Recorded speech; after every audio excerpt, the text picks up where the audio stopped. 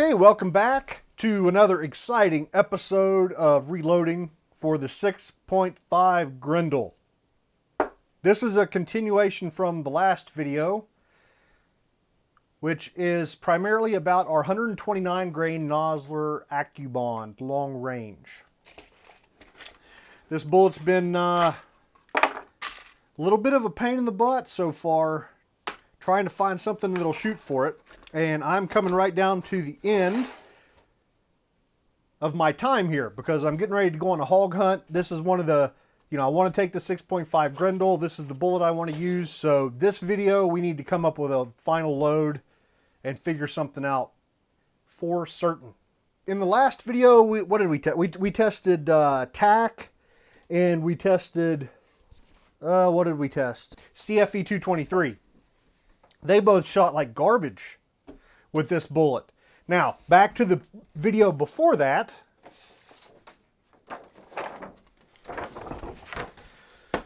The video before that, we had shot IMR 4166, which wasn't terribly impressive, and AR-Comp, which wasn't bad. Now, AR-Comp, we had this, our worst group was 1.89 inches. Our best group was 0.90 inches, so not terrible. Today, I definitely want to test some more AR-Comp loads with the Nosler Accubond and kind of get a, this is probably the way we're going to go, and I want to do some verification loads. Now, just for the heck of it, since the spherical powders really seem to shoot poorly and the extruded powder seem to shoot better, I want to try another extruded powder, which is IMR 8208 XBR. I've had luck with it with other bullets in the Grendel, so I want to try it out with the Accubond, just a couple loads. Now, speaking of loads, with AR-Comp, we shot up to 27.1 grains, and commenter was mentioning that Quick Load was saying this was over max. So, yeah, that might be over max. This white thing is probably making the screen like super bright, isn't it? It's all washed out. You can't see anything. Whatever. Okay, so 27.1 is a little bit hot, but I want to shoot it one more time because I'm an idiot. We'll see if it blows my face off. I also want to shoot, down here, I want to shoot 26.8, which is backing off that just a little bit. So I want to shoot 26.8. The other one I want to, this is a little bit random. The other one I want to shoot is 25.8, which was right here, which that same commenter had mentioned that the OBT method was predicting a good load at 25.8. So that's what I want to shoot, 25.8, 26.8, and then 27.1. And since this is really, I'm thinking that, well, I don't know. One of these three loads we're going to probably pick for our final load. I wanted you to do 10-shot groups. So that's going to be 30 rounds with AR-Comp, 3 different 10-shot groups. Over to 8208 XBR. Nosler has got this powder on their load data for this bullet. They show a max of 27 grains. So I want to shoot 27 grains. And our same commenter that had predicted our good load for AR-Comp, he also mentioned that 26.6 grains of 8208 XBR should be a good one as well. So we're going to do that. So 8208 XBR, 26.6, and 27.0. And I'm going to do 10-shot groups with those as well, because why not? Now, the loads in the last video were so crappy, like they were super duper crappy. So in case these also shoot crappy, I want to go back to a load we had seen on an earlier video with the 123 grain Sierra Match King, which shot really, really well. This was our Match King target, and with TAC, all of the loads shot under an inch. Our worst group was 0.87 inches, so it was a really good combo. The Match King and TAC just really looked good. So what I want to shoot is 27.6, and I also want to shoot 28.0, which seems a little weird. We haven't shot that before, but I'm kind of looking for a good load for this gun. Easy to remember. I just ordered 500 of these. Actually, they should be in tomorrow. Because my the range where I'm a member is having some precision rifle matches, and I'd kind of like to go shoot some of those matches with the Grendel. And so far, the 123 grain Match King has been my best shooting bullet. So I've ordered up 500 of them, and I'm looking for a load to use with that. And I'm thinking that 28 grains. If 28 grains attack shoots well, that'll be a nice, easy one to remember. And should give really good velocity, almost 2,500 feet per second. So, yeah, that a little bit weird, but that's what we're going to do. So, 27.6 and 28.0. Is that pretty much it? I think that's pretty much it. That's the plan. Not a whole lot of excitement here in the loading part. It's just like the previous videos. Same old batch of brass. I've got 70 pieces of brass out here that are sized and primed, and the case mouths have been chamfered and deburred, and they're completely ready for powder and bullets. So this should go quick, and we'll be on the range in no time.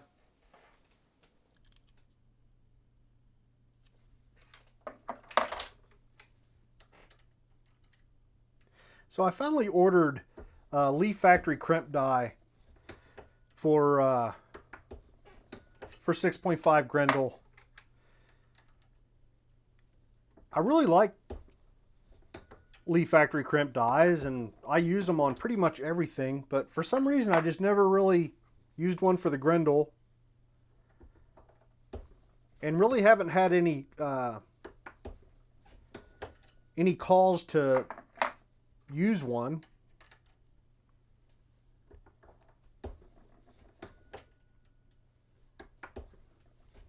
No issues with feeding or bullet setback or anything like that that I know of. But I figured I'd go ahead and just pick one up. They're cheap, so I'll probably play around with that a little bit in the future here on the channel.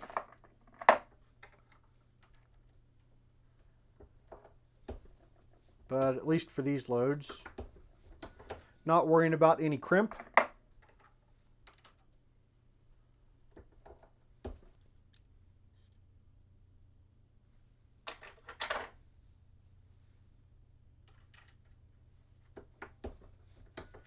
Yeah, these AR-Comp loads are pretty compressed, so I'm having to chase the overall length a little bit as the charge goes up.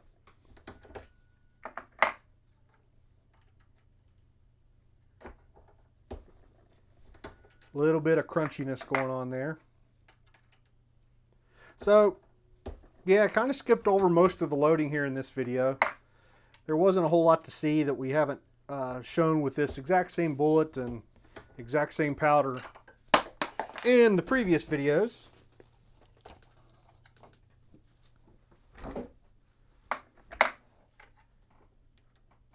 Pretty straightforward, but looking forward to trying these. Hoping these 10-shot groups are going to stack them right in there, and we can call this done and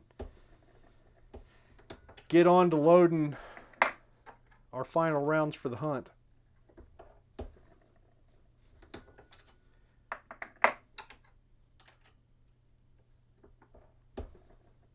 So that's it. Let's get out to the range. Okay, I want to start things off with the AR-Comp loads. I have not warmed the gun up at all.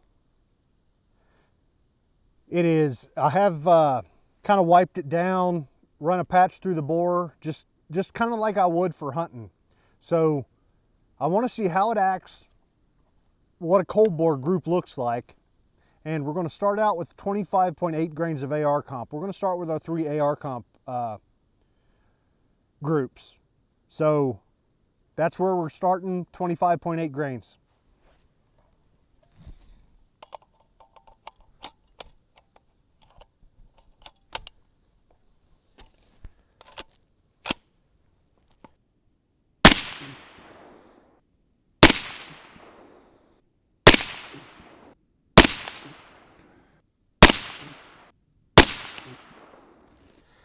All right, had a failure to eject here. I'm getting that now. We've had that a couple times over the last couple videos. I think it's due to just being way over gassed with the suppressor on there. All right, let's finish out this string.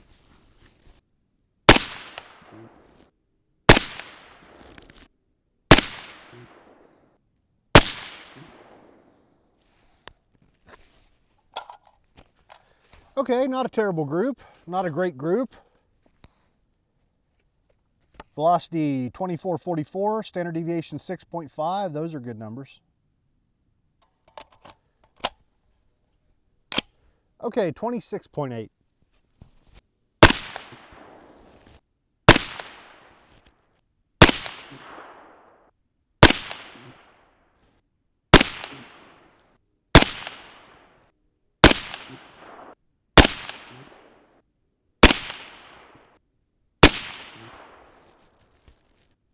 All right, that's a pretty good group. I like that one. Velocity 2526, standard deviation 7.3, those are good numbers. Okay, our last AR-Comp load, 27.1 grains.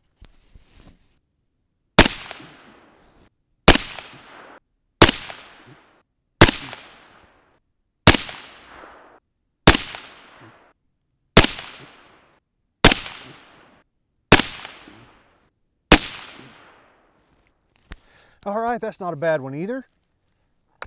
2538 with a 4.7 feet per second standard deviation. Pretty cool. All right, let's move the camera and move on to some 8208 XBR and a couple Match Kings.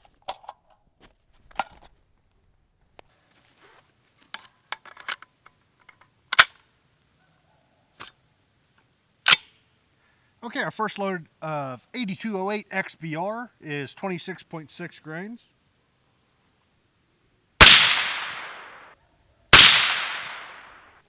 Brass on these is just a touch flatter than I would like to see already. But it's not that bad.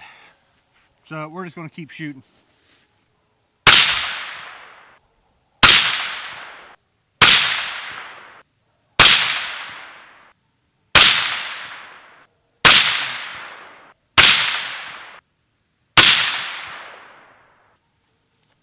All right, that's already pretty good. 2453 feet per second is not bad. 12.1 feet per second standard deviation. So it's already shooting a lot better than the spherical powders from the last video. Pretty interesting.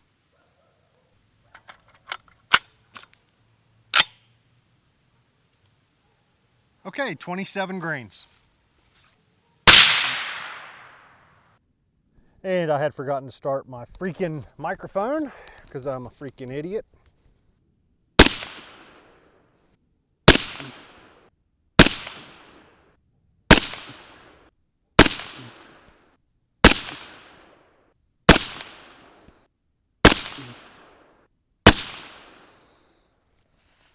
Okay, 2480.